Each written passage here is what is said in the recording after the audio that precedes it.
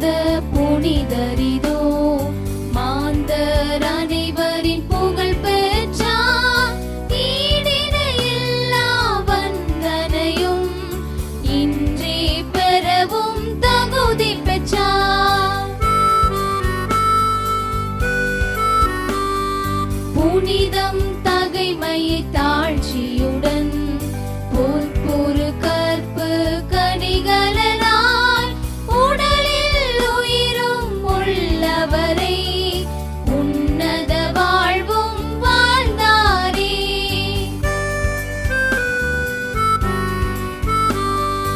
அவரது புனித வாழ்க்கையினால் 1000 பேர்கள் ஆங்காங்கே அவல நோய்கள் கொண்டவர்கள் அற்புதம்